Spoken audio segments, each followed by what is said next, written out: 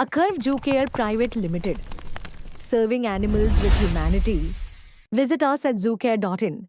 Dairy पशुओं की सेहत और उनकी उत्पादकता को बनाए रखना यह हमेशा से एक बड़ी चुनौती रही है।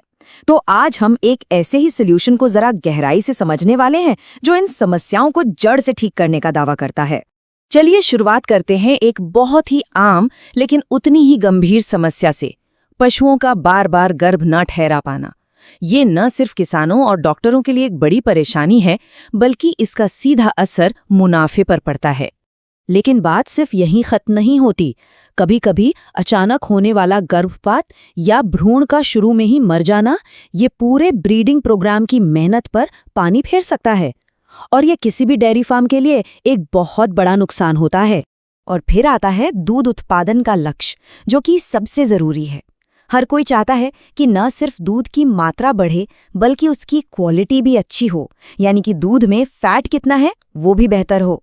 तो इन सारी चुनौतियों को देखते हुए सवाल उठता है कि इसका समाधान क्या है।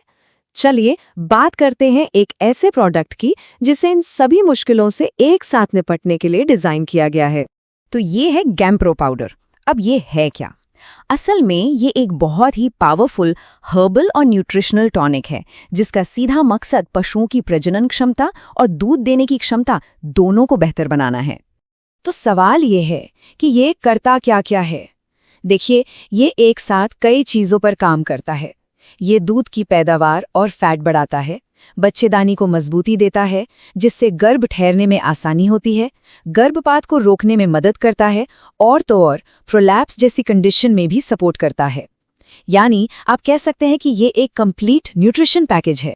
ठीक है, तो ऊपर से तो समझ आ गया, पर इसके पीछे की साइंस क्या है, ये काम कैसे करता है? चलिए अब वो समझते हैं।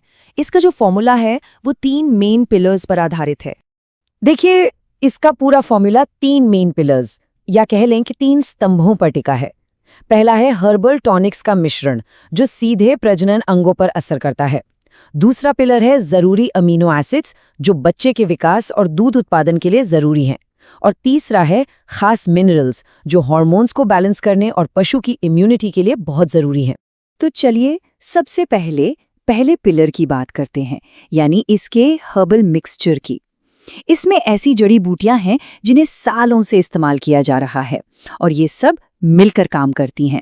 यहाँ पर जो सबसे दिलचस्प बात है वो ये कि हर जड़ी बूटी का अपना एक खास काम है। जैसे कि सप्तपर्वा, ये बच्चेदानी की मसल्स को ताकत देता है ताकि गर्भ टिका रहे। वहीं शतावरी, ये एक तरह से नेचुरल प्रोजेस्टेरोन हार्मोन की तरह काम करके गर्भ ठहरने में ही मदद करती है। इसी तरह कटफल और लोद्र प्रोलैप्स का खतरा कम करते हैं, और पुत्रजीवा तो भ्रूण को सेहतमंद रखने के लिए जानी ही जाती। अच्छा, अब आते हैं दूसरे पिलर पर, जो है जरूरी अमीनो एसिड्स। ये सिर्फ शरीर बनाने के लिए ही नहीं, बल्कि दूध उत्पादन के लिए एक तरह से कच्चे माल का काम करते हैं। इसमें 2 बहुत जरूरी अमीनो एसिड्स हैं। पहला है L-लाइसिन, जो सीधे सीधे बच्चे के विकास और प्लेसेंटा को सपोर्ट करता है, और दूसरा है DL-मिथियोनिन, जिसका काम है दूध में फैट की मात्रा को बढ़ाना और साथ ही लिवर को भी हेल्दी रखना ताकि मेटाबॉलिज्म अच्छा रहे।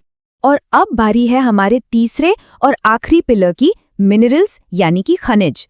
ये भले ही बहुत कम मात्रा में चाहिए होते हैं, लेकिन इनके बिना पूरा प्रजनन का जो साइकिल है वो ठीक से चल ही नहीं सकता।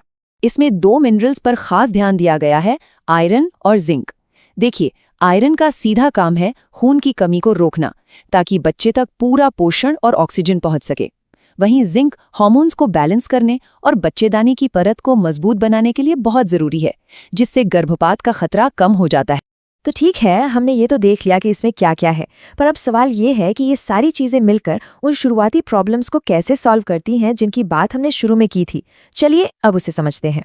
तो अगर प्रॉब्लम बार बार गर्भ ना ठहरने की है, तो ये कैसे काम करता है? ये सीधे जड़ पर काम करता है, मतलब कमजोर बच्चेदानी और हार्मोन्स के असंतुलन को ठीक करता है।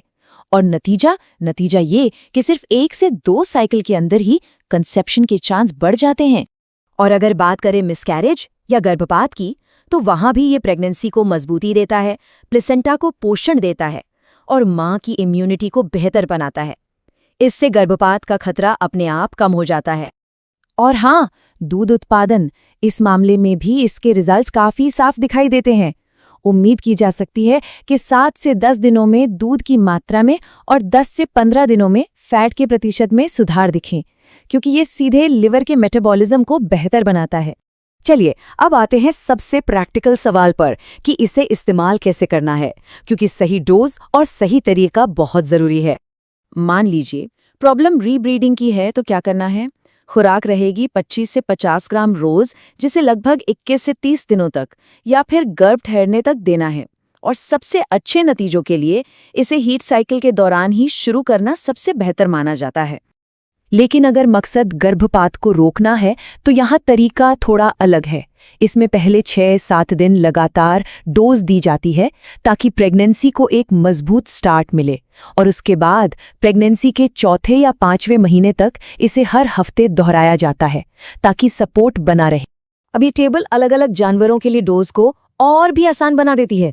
बड़े जानवर जैसे गाय भैंस के लिए 25 से 50 ग्राम और छोटे जानवर जैसे बकरी भेड़ के लिए 10 से 20 ग्राम रोज।